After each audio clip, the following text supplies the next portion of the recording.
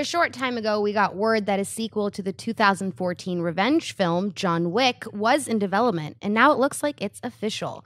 Thunder Road has announced that John Wick 2 will go into production sometime this fall.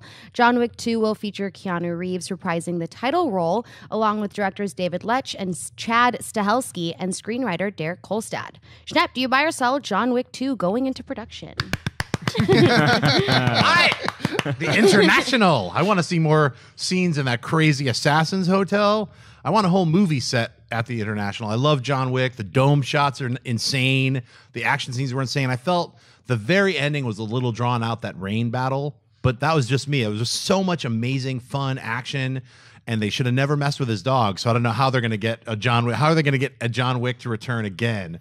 You know, I don't. It's frightening how angry he'll be. Somebody ate his croissant. Ooh. His croissant. His croissant. What do you think, Mark? I can't wait to see this. Yeah, I mean, this was such a pleasurable experience to watch, and something I didn't expect to see or even like when I heard about it at all. Right. The trailer locked me in. Seeing the movie, you're right. I want to go back to the hotel. I want more experiences there. Even if we don't get a standalone movie about the hotel ever, which I'm not selling that we won't get that, I at least want to see him check into the hotel at some point.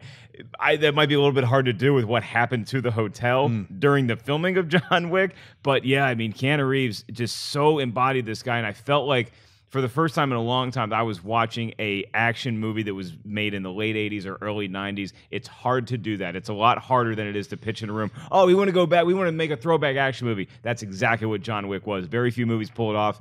I think John Wick 2 is a very exciting prospect. Out of the 150, 200 movies I saw in 2014, you can probably count on one hand the amount of films I had as entertaining of a time watching as John Wick, and totally unexpected. You guys remember, they didn't even put out the first trailer for this movie until 28 days before that movie came out. Right. Was when the first trailer dropped. 28 days. For all you guys who are like, why isn't there a trailer for this movie that's coming out in 7 months yet? Is there a problem? 28 days.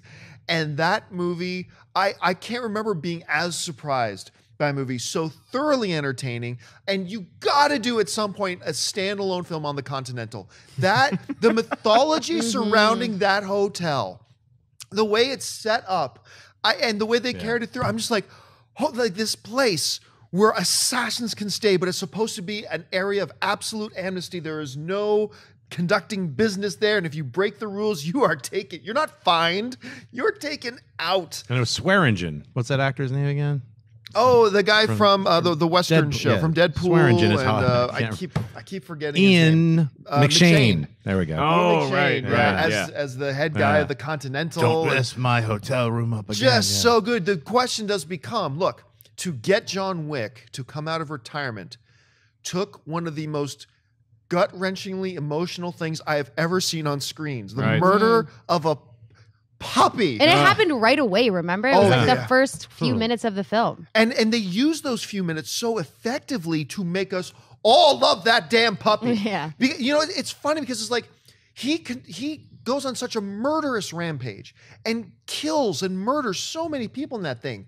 Yet, we were all...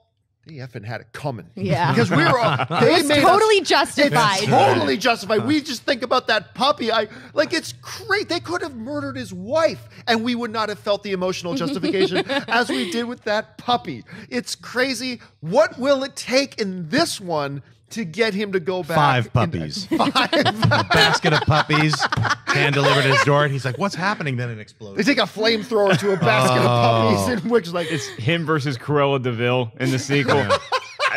That's an interesting question though. Is like, who is going to be the puppy murderer? Who is the villain that they're going to cast? Like Alfie Allen was kind of the henchman, and his dad was really the guy in charge. But who's going to be the bad guy he goes against? You can have a lot of fun casting that role if you choose to go with somebody that we've heard of before. I'm all for an unknown coming in and being a badass against John Wick, but maybe they do some really clever casting here. But it's right. Like when we all saw the movie, right? When John Wick comes to and he finds his dead puppy, all of us were like, that dude's got to die. Yeah, like everyone has to pay. They all have Everyone's got to go. Anybody that guy's ever met, any restaurant he's ever been to, conversations he had, places he visited in the surrounding areas got to be exploded.